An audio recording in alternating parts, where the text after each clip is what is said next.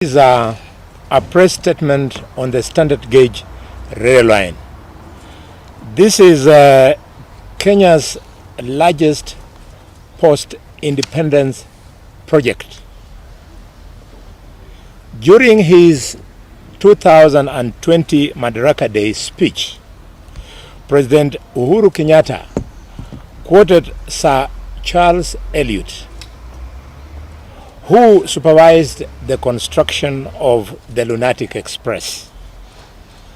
Sir Charles Elliot said that it is not uncommon for a country to create a railway line, but it is uncommon for a railway line to create a country.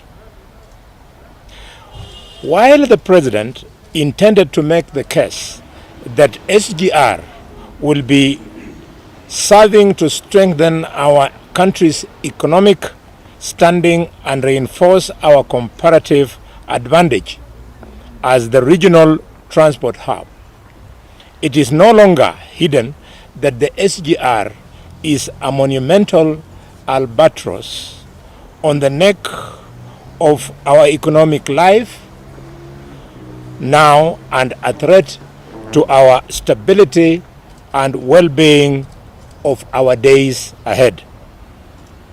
Had prudent planning and management informed the conceptualization and execution of the SGR, the woeful state in which Kenya's largest post-independence infrastructural project finds itself could easily have been averted. Proper planning of the SGR would have served to cement and reinforce the strategic position of the city of Mombasa as the logistical and transport hub of Kenya and the region, and an employer of choice to thousands of coastal and even more thousands of Kenyan communities. The billions of shillings generated by the port would have received multiplier effect through the incorporation of the backward and forward linkages with the already established economic ecosystem in Mombasa and along the rail routes through the Yatta Plains and beyond. Unfortunately, instead, the SGR, like a hurricane, has uprooted the entire economic livelihoods of thousands and laid waste the social resiliences of many truck drivers, clearing and forwarding farms, and many other ancillary support systems already in place. That no safeguards were built into ensuring that these sectors are sustained is negligent and dereliction of duty, amounting to economic sabotage of the city of Mombasa and large swaths of the eastern part of Kenya. While Mombasa city is being economically hollowed out, the key question that Kenyans must today ask is, who is this that is benefiting from this project, whose sustainability requires that on a daily basis a remittance of 50 million Kenyan shillings is made to the Chinese government in debt repayment? This question, dear Kenyans, is best answered by looking at the ownership structures of land and related infrastructure around the city of Nairobi and around the town of Naivasha, where we have built dry ports. Where Bon Khalwale stopped, the key argument in support of the SGR was that it would reduce freight transport to our neighbors in East Africa. The question is this: has that been achieved? The answer is no. And in his letter to Kampala, CS Transport Macharia stated that SGR handling cost of $1,930 for a 20-feet container was cheaper by $520. In tactic rejoinder, Kenya Transport Association, an umbrella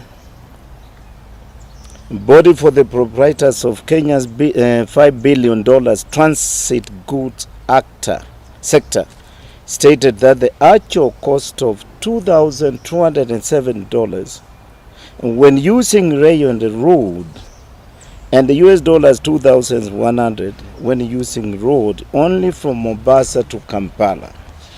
In other words, the road option was cheaper by US dollars 170 for 20-feet container. The dishonest in which the Cabinet Secretary has sought to persuade regional partners to use the SGR has been exposed for being hollow and incapable of standing the rigor of real financial analysis. Putting this 320 billion shillings investment at great risk of being underutilized. As if the foregoing challenges are not enough, the Court of Appeal last week ruled that the lack of transparency in the manner in which the SGR financing was negotiated was fatal and enforceably in Kenya. As such, the loan acquired by Kenya is an odious debt that must not be repaid in its current permutation. It is important that Kenyans of goodwill resist the stiff and surreptitious manner in which the Kenyatta government is treating questions on the legitimacy and viability of SGR project. Kenyans must demand full transparency and prosecution of all participants in the SGR contracting processes insofar as they are complicity in this grand looting of Kenyans' resources. Should government continue to deny Kenyans all information material to the SGR financing, Kenyans have a constitutional duty to use all legal means permissible under our progressive constitutional order incarnated in 2010 to pursue remedies within our judicial and political framework and beyond. Mtu ambaye umechaguliwa na wananchi wanakupatia matakwa yao, yale matakwa yao ndiyo yanaelekeza fikra zako na mazungumzo yao, sababu sisi hatujiwakilishi, tunawakilisha raia wale ambao walituchagua.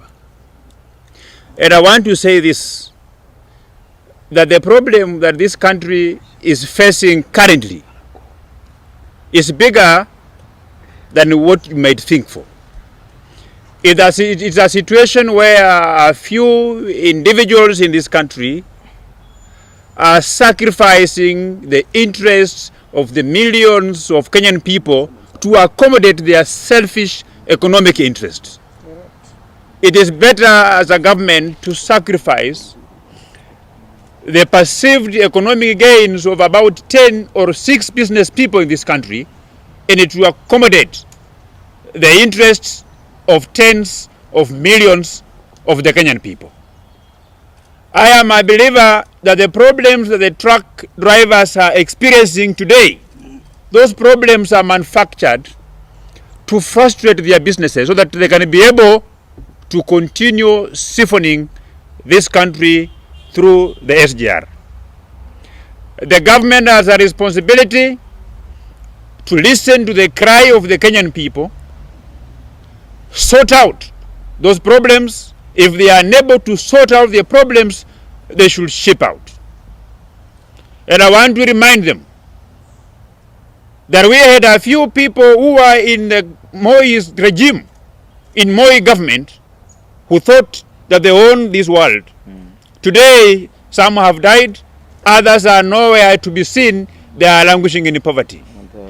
The injustices that this government is doing to the business people of this country, I want to tell them that even if it will take 50 years, they will pay. The war against the economic sabotage is a war that the citizens of this country cannot and will never lose, and at the very worst, they have to win it in installments. I want to finish this by saying that as we are speaking today, the cry of the poor Kenyans whose businesses has come to a total halt, who have lost their track to the banks because they are unable to service their loans, their cry, their tears will ensure that those who are conniving to make them suffer will never see peace, and that frustrations will be inherited down to their generations. Thank you. Machache. Najua nilikuwa nimemwambia Mohamed Ali. Leo nimevaa jezi yangu ya Liverpool kumhakikishia that he'll never walk alone, neither will he ever stand alone on this matter. You will realize a few days ago when Mohamed presented his motion of impeachment, shameless leaders from the Pwani region castigated Mohamed for that motion. But I want to reassure him as a brother and as a representative, with even the presence of Aisha Jumwa here, that the majority, the overwhelming majority of the people of Mombasa and the coast region, and indeed the Kenyan Republic, stand with him. In fact, today I also want to appeal to some of our brothers, Ndindi Nyoro, Gashagwa, Grigathi, and the rest of them. This is not an affront to CS Macharia. It is a call for the constitutional principles that all regions must be party to that benefit that the nation guarantees to everyone. It is not about regional politics.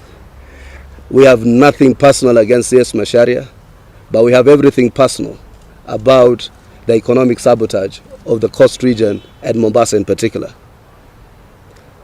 We have discussed with Mohamed and Aisha that this sabotage is tantamount to genocide, because you are costing lives and livelihoods. And therefore, we are considering a class action suit with advocates bodies and other civil society organizations that endeavor themselves in public interest litigation. We are going to collaborate with all the business parties, including the Fast Action Movement, to quantify the amount of loss that was incurred as a result of this negligent enforcement of orders that intend to transfer economic benefit from one part of the country to another. We are also quite conscious that these actions are moved by personal greed of some leaders of this country who own swaths of land in this country as a result of a looting class of people from the beginning of this country, of this nation in 1963. And therefore, that class action suit will seek not only to restitute the people of Mombasa and the economy of Mombasa. We intend it not to be a loss on the people of Kenya. People must learn to bear personal responsibility for actions and omissions that they undertake when they are sitting in positions of responsibility. Therefore, we will also seek to enjoin the estate of the Kenyatta family, because the president must bear direct responsibility for the sabotage of Mombasa's economy and transfer the same benefit, so supposedly, to his farm in Naivasha. Secondly, Macharia will incur all liabilities as a result of the economic loss that we saw on the in Mombasa County and the coast region. Hii mambo ya kushtaki serikali alafu serikali ndio inachukua kutupitiana kodi za Wakenya is the one that suffers loss. We must now bear personal responsibilities of individuals and leaderships that take decisions that adversely affect this country. And therefore, this is not about a personalization of these issues. It's about future leaderships realizing that their impunity will be punished and they will pay heavily for acts of commission and omission when they sit in positions of power and responsibility. Thirdly, as a call on Speaker Muturi. I have nothing but respect for Speaker Muturi. It pains me to inform him that the Senate that we once defended so vehemently is today a dead institution with a leadership that is irreparably compromised on both sides of the divide, and as a speaker who is carcinogenically irreparable. So when you have that type of a situation, there are only two institutions today in Kenya where we can turn to: the National Assembly, which is our institution of popular representation, and the judiciary. So I'm asking Speaker Muturi to allow this matter to be discussed in the floor of the of National Assembly, and let the members make a decision on account of the evidence that Muhammad Ali will present to that floor. And I can appeal to him, if, and Didmas, you're here, Mohamed, you're here, and Aisha, if the National Assembly collapses, the Senate is collapsed totally. Mulikuwa mnaita nyumba ya retirees, now it's nyumba ya expirees. All those people have expired. So I'm asking that if you do not defend the mandate of the National Assembly, Kenyans will have nowhere to run, nowhere to hide. And therefore I'm asking the judiciary to play its role in the National Assembly. And Speaker Muturi, what evidence do you need? You're a lawyer of good standing. Take judicial notice. The lives of Mombasa, the residents of Mombasa have been shattered. The same Macharia has come and purged the National Assembly and proceedings of Parliament. He has made enormous commitments that he has not lived up to. And you live in this country. You know the corruption that has taken place in this country, including a court decision where you owe your fidelity to as an advocate, that have said that the SGR contract was illegal. So therefore, we are here to express solidarity. We are here to tell Muhammad Ali and Aisha Jumwa and Didmas and the team in Parliament they're not on their own. But we're also here to say that we are not helpless. You can stop Parliament, you can stop the judiciary, but ultimately you will not stop the people of Mombasa, the people of the Coast region, and the people of this country. God bless you. Kama mlivyosikia waliotangulia kuongea, tuko hapa leo kwa sababu ya issue ya SGR na kudidimia na kuuawa kwa uchumi wa wakazi wa Mombasa, Pwani na Kenya nzima kwa ujumla. Na nataka nimshukuru sana Mheshimiwa Mohamed Ali ambaye alikuwa ameinitiate ile motion ya kumwimpeach CS Macharia. Tulimpa signatures zetu ili kuhakikisha kwamba meet the threshold, na yale ambayo yalifanyika pale nina imani ya kwamba we still have a room ya kuhakikisha kwamba yale ambayo speaker ali rule jana, tunaweza tena reintroduce afresh hiyo motion, kwa sababu haikuwa ni motion ambayo tayari imekuwa debated. Kwa hivyo we still have a room, na ninaamini ya kwamba we are working on that. Kila kitu kitakuwa sawa, na ninaamini ya kwamba we will also get the signatures that are required to meet the threshold. Kile kitu ambacho mimi nataka kukizungumza ni masikitiko makubwa ya kwamba uchumi wetu kama wakaazi wa Pwani, uchumi wetu kama wa Kenya, na ndio maana mnaona ndugu zangu hapa kina Boni Halwale na Didmas, wao hawatoki mkoa wa Pwani, lakini na kila Mheshimiwa Mudhama hapa, ni watu ambao tumeathirika, ni taifa ambalo limeathirika katika hili. Sisi tunaliita ni janga, because tulikuwa tunafikiri kwamba ni project ambayo itatuinua kiuchumi, lakini kuna msemo wa Kiswahili unaosema afadhali kufa macho kuliko kufa moyo. Wametuua katika mioyo yetu kiuchumi, na hivi sasa kilichobaki ni kwamba tunawaahidi wakazi wa Mombasa kwamba tutapigana vita hivi, na ina imani ya kwamba serikali wakati mmoja utafika na itasikia, both ndani ya bunge na nje ya bunge letu la kitaifa. Kwa hivyo mimi kile ambacho nataka niongezee ni kwamba nataka niwaambie hasa sana wabunge wa kutoka eneo la Pwani, tumekuwa vibaraka wa watu kwa muda mrefu. Ndio wanda saizi pia tumekuwa wasaliti wa watu wetu wenyewe ambao we are supposed to represent in parliament, na tumekuwa sasa tunaangalia matakwa ya wale mabosi wetu ambao hivi sasa sisi wametubeba kama walemavu wao. Tumebebwa kama vibaraka kwa muda mrefu sana.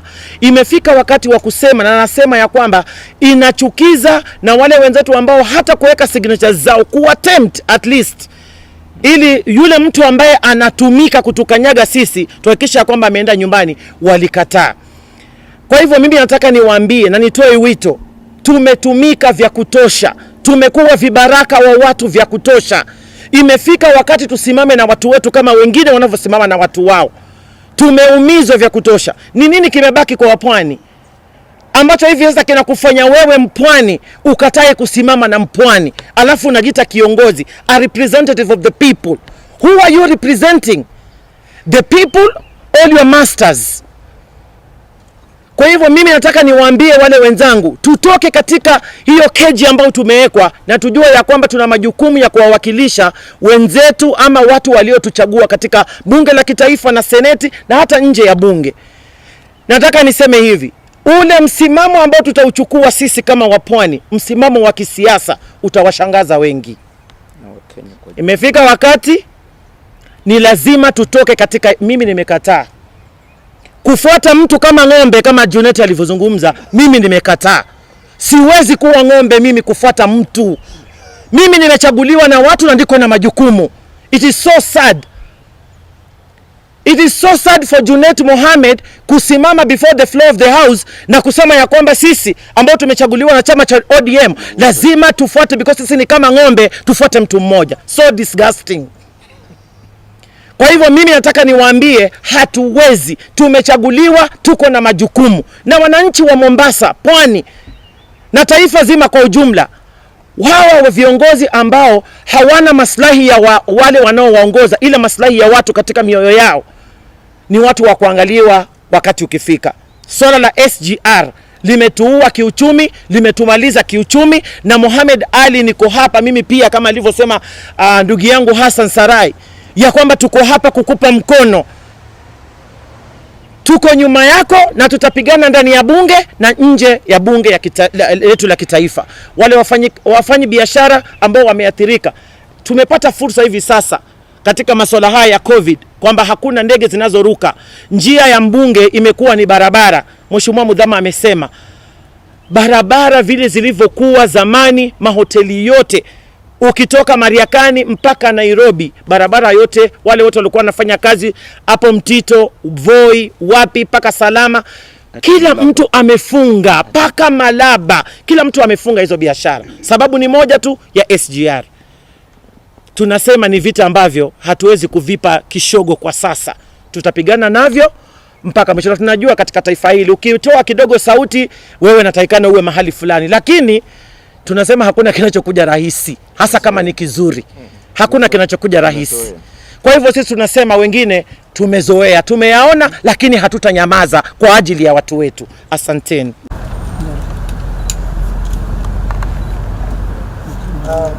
Nasema kwanza shukrani kwa kuweza kufika hapa siku ya leo. Nitaanza kwanza maamuzi ya spika wa bunge jana aliposema ya kwamba grounds za kumimpeach Macharia zilikuwa sawa kabisa, lakini sikuweza kumpa ushahidi. Lau kama walikuwa wanataka ushahidi, wangeliitisha katika stage ya kwanza na ya pili na ya tatu, lakini wote walidhibitisha na kusema ya kwamba kila kitu kiko sawa. Kawaida tuna table hizi evidence in the floor of the house because we have immunity. We can mention who are the real people who are killing the good innocent people of the Republic of Kenya. But because walikuwa wanaogopa tukifika hapo tutazitaja, ndio waliweza kuua hiyo motion yetu mapema isifike katika floor of the house. Lakini tunataka kumwambia speaker wa bunge, hatuja kufa moyo, bado tutaendelea. Tunataka pia kumwambia CS Macharia, umejaribu sana, umetumia pesa kuleta wabunge pamoja na kukusaidia. Umetumia kila njia kuhakikisha kwamba hii mswada itafika katika bunge. Hii mswada leo tunaiweka wazi kwa waandishi wa habari na Wakenya waweze kujua ni yapi yanayojiri. Jana nilipomuona ndugu yangu Junet Mohamed aliposema ya kwamba wao ni kama ng'ombe, sasa nimekubali hakika wao ni ng'ombe. Baada ya yeye kutoa matamshi na kuambia wana ODM wote wasitie sahihi, nimeelewa ni kwa nini aliwaambia wasitie sahihi. Kwanza, kisu kilinolewa, wapwani wakapewa wajikate ili wale wengine pia wachukue wakate nafasi zao. Nataka kusema ya kwamba 80% ya uchumi revenue collection ya bandari ya Mombasa haiendi kwa serikali, haiendi kwa mfuko wa serikali. 80% inaenda kwa mfuko ya watu wawili au watatu.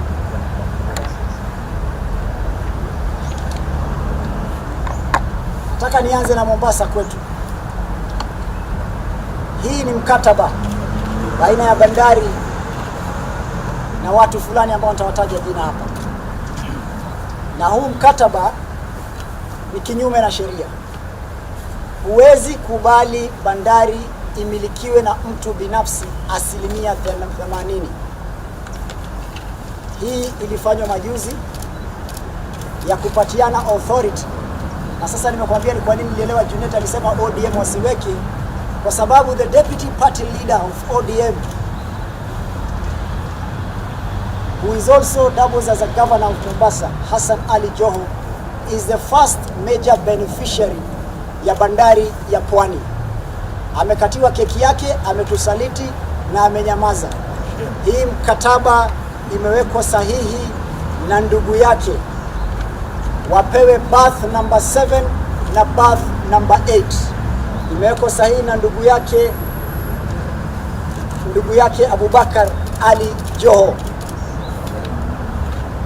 pamoja na mwenzake Hussein Hamid Hamis. Hii ni ya mwaka huu wa 2020 tarehe 19 mwezi wa 5. Wakati wanaambiwa wasisikie sahihi, wanaambiwa because one of the major beneficiaries of the port is none other than the governor of Mombasa, Ali Hassan Joho. It's a shame, a big shame that wewe umekatiwa yako, sasa unanyamaza, unaacha wananchi wakiumia. That is one.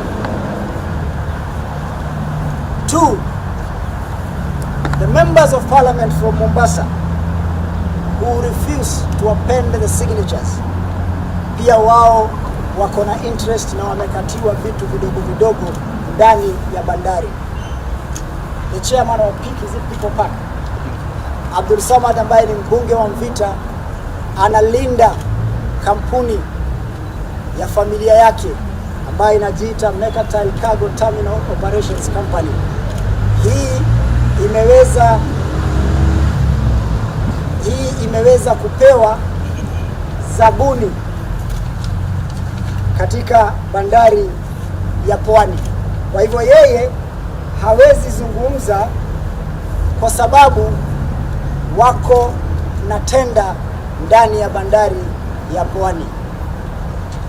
3,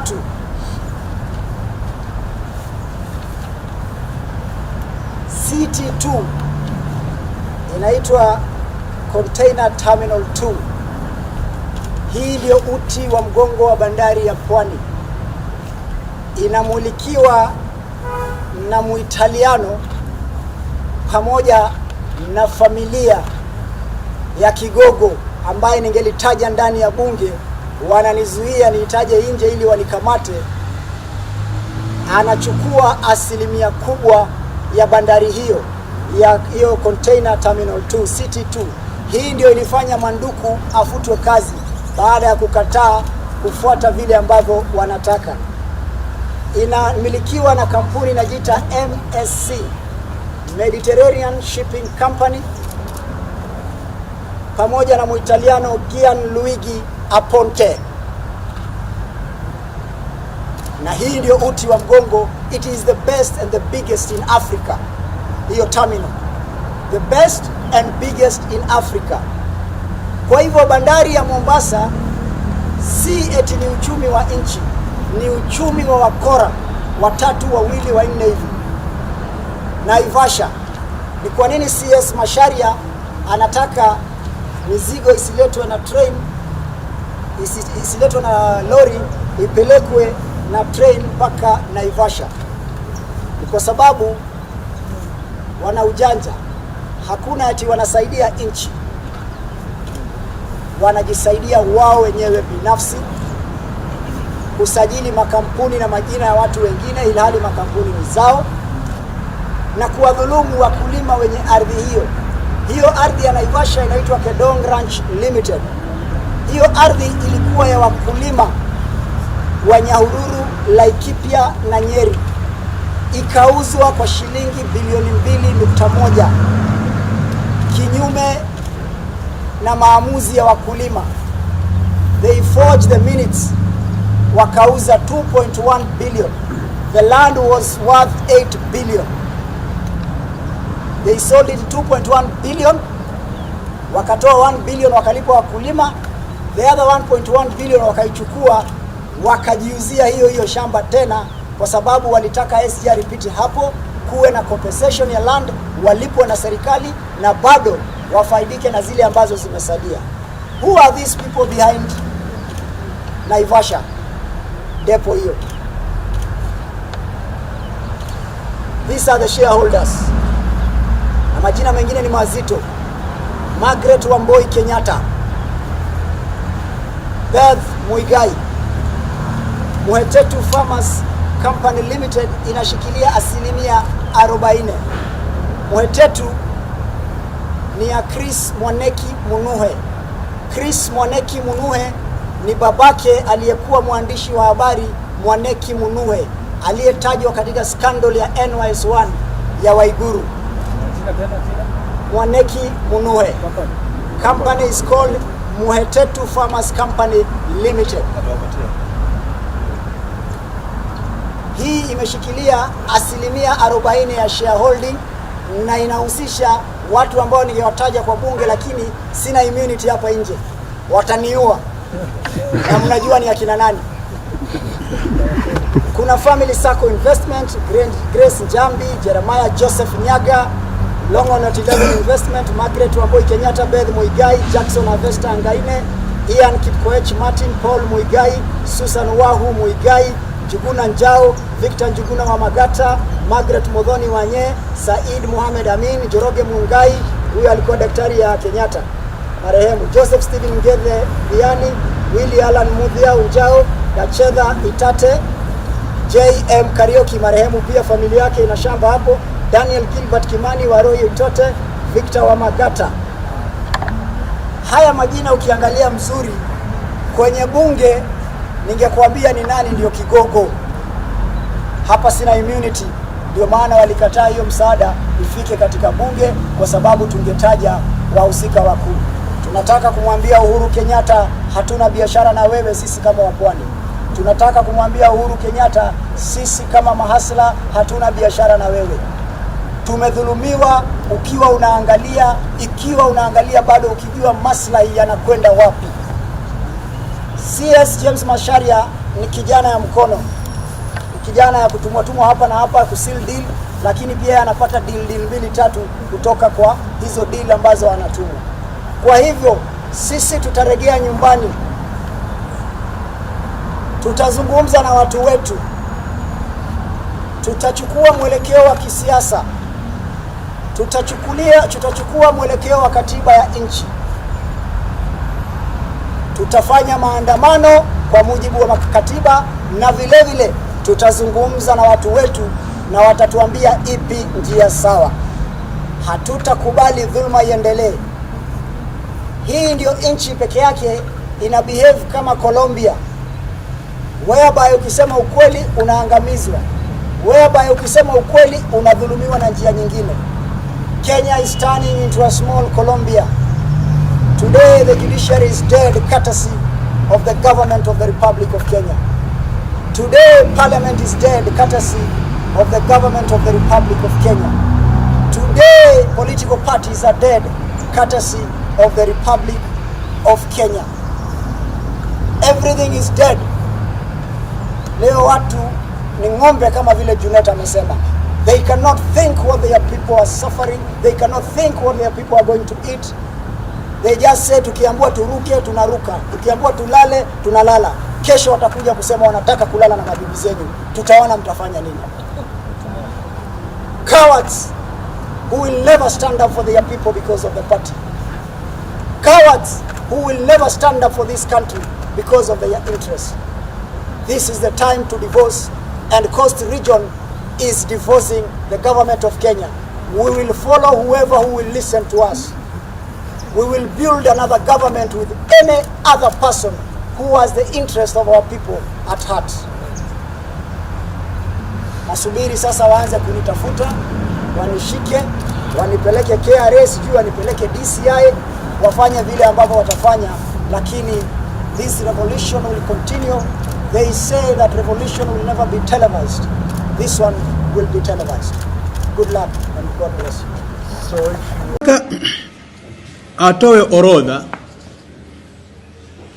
ya maendeleo ambayo ameyafanya Nyali tangu achaguliwe kama mbunge wa sehemu hiyo, na badala ya yeye kutupa orodha ya maendeleo yake ili tuweze sisi pia kama viongozi wa dini kumsaidia yeye pia, maana ni kijana wa Kiislamu, alifanya press conference na kutukana masheikh, akatuita sisi ni machine guns, kwamba ni masheikh wa kulipwa na hatuna sheikh wote. Sasa tukaangalia jawabu ombi tuliliomba kwake kama wakazi wa Mombasa na Nyali, kwamba atupe orodha ya maendeleo ambayo ameyafanya Nyali tangu achaguliwe, na majibu aliyotupa ya kututukana sisi kwamba ni machine guns ni kinyume kabisa na yale maombi tulikuwa sisi tumemwambia atupe.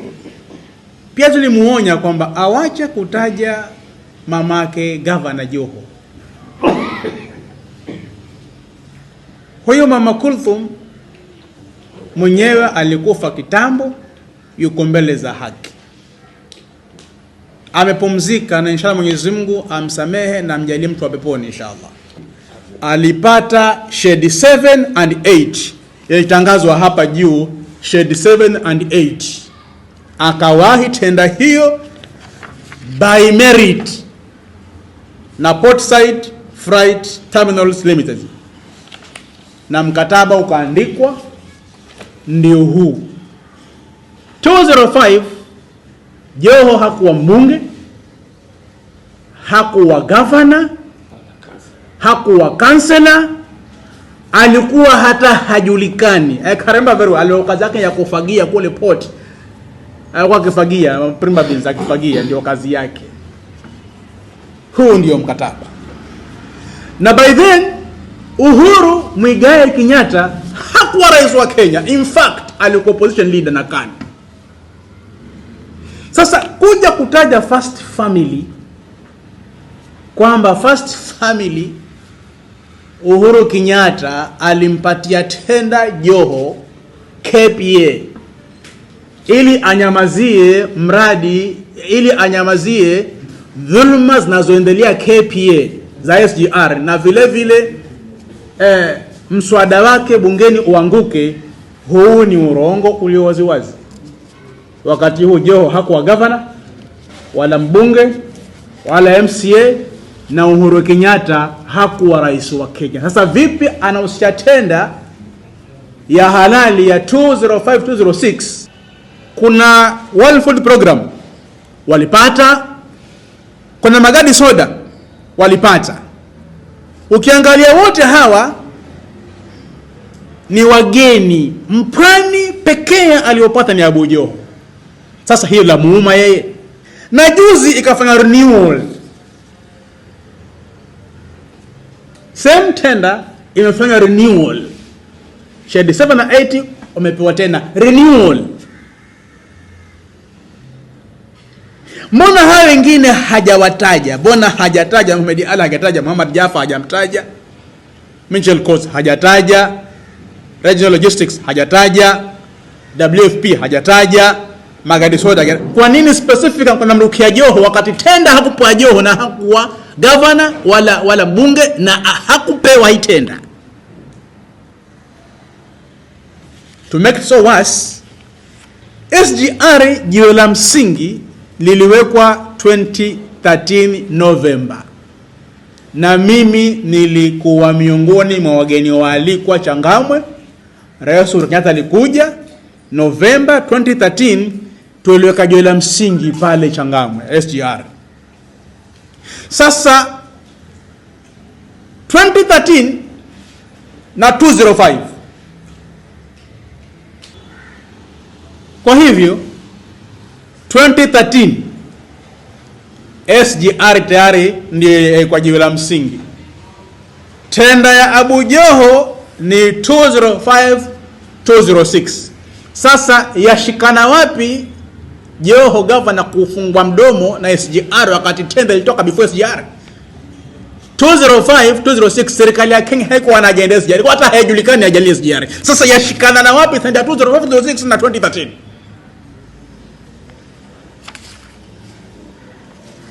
Sasa ukisema walihongwa tenda hii wanyamazi SGR, sasa walipewa in advance 205 206 hongo ili 2013 wanyamazi kimya.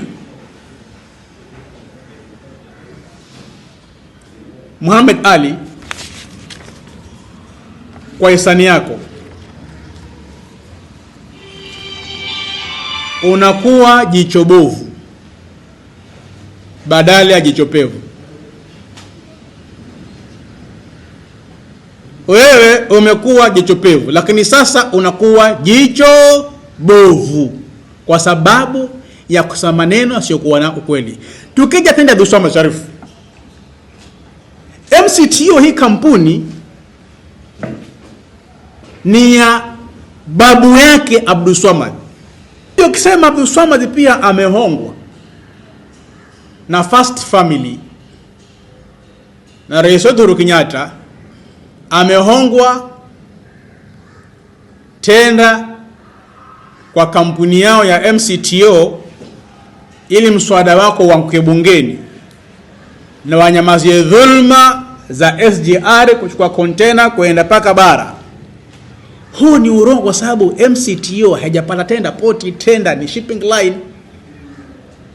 Na kampuni hii si Abdul Swamad hakuanzisha yeye, babu yake Sharif Taib kaanzisha hii kabla Kenya ipate uhuru. Kwa nini uenda kwa public na kusema urongo wewe Mohamed Ali? We warned you last month here. Tulikuambia Mohamed Ali, wacha tabia ya kutaja wenzako na mambo ya urongo. Umetoka Isiolo umekuja Nyali, tunkupa kura hapa. Badala ya wewe kutupa maendeleo hapa, ukashirikiana na wenzako wa Pwani hapa, tukafanya kazi za team kama wa Pwani, kama Waislamu na pamoja na ndugu zetu wa Kristo. Wewe ukiamka unakwenda kusema urongo kila leo. Please bwana, kama huwezi ubunge wa Nyali, rudi Isiolo, pigania ubunge huko. Kishia utakuwa one term MP. Na kama utakuwa ugavana hautafutwi hivi.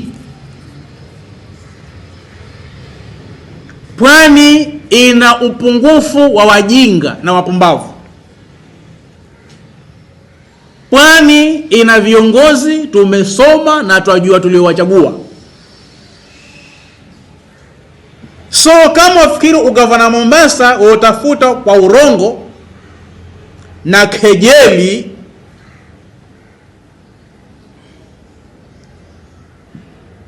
sidhani kama utakuwa gavana Mombasa wewe. Na kama tabia ni hizi, ugavana hukufai. Kwa hivyo ningependa kumchallenge, kwa nini hujataja wengine waliopata tenda pale KPA? Tuna habari sisi kamili, mzee wetu Muhammad Jaffa ya kufandi wewe, kero zote hizi tunajua sisi habari hizi, na wale mzee ya kufandi na nia safi, lakini wewe una misuse hiyo funding kwa kutukana wenzako. Tuamshauri mzee Muhammad Jaffa astop kumfandi kijana, sababu hana adabu za kutosha huyu. Where do you see it fit to condemn your colleagues every day? Give us your list of development in Nyali area. Show us. And instead of waking up every day, you condemn this, you condemn that one, left, right. It won't assist any person. Tunakushauri wacha tabia hizi. Ugavana hautafuti na matusi na urongo na kejeli. Ndugu yangu, rafiki yangu wa Sansara alijaribu barabara hiyo ushika sasa wewe. Na tukamshauri, bakia ndugu yangu wewe senator, ngojea gavana Joho akiondoka simama tutakupatia. Hakusikia. Akawa na polisi hii yako. Konde mwenzake, kejeli, matusi. Hakuwa gavana wa Mombasa. Na nina hofu hata kitaka ubunge na seta pia sidhani kama aweza kupata Mombasa hivi sasa. Kwa sababu hizi ambazo wewe Mohamed Ali sasa unazo. Sisi tunakupenda wewe kijana, lakini tabia zako ndio hatuzitaki. Lakini mwenye hatuna chuki na wewe, hatuna chuki na Mohamed Ali hata moja, lakini tuna chuki na tabia zako mbovu, hatuzitaki. Be a role model. Ulipokuwa mwandishi wa habari wewe na hivyo vipindi chako chopevu, Kenya nzima ishakupenda wewe. Tunkupa kura hapa kwa sababu hiyo. Mandugu hajahusika tenda hizi. He was not a part and parcel of these tenders. So mandugu, kwa tenda hizi mbili hayumo. Tuampa 48 hours Mohamed Ali atupe evidence. Hizo documents atupatie alizosema tenda hii ya Portside na kampuni ya MCTO walipewa juzi ili wanyamazie SGR na mswada wake bunge uanguke. Tunataka utupe evidence hiyo. Sisi tunatoa evidence yetu. Media mtachukua hizo documents kwa sababu ni ukweli. Yeye zake hakuwapatia. Sisi tunawapatia kama baraza. Tumefanya research, tumepata ushahidi.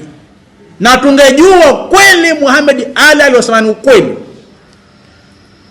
kwamba dhulma ya SGR ya container Kidunda yapelekwa bara, tungejua kweli kama najua yahusika na Abdul Samad, wasingetosha. Lakini urongo hakuna. This is defamation and character assassination. Hata mkitaka mshtakini ukija, kwa sababu huu urongo huu ni kuchafua watu majina na kuwavunja watu heshima zao wakati hawajahusika na mambo mabaya. Na kama ana ushahidi atupe. Tuampa 48 hours. Atupe ushahidi wake.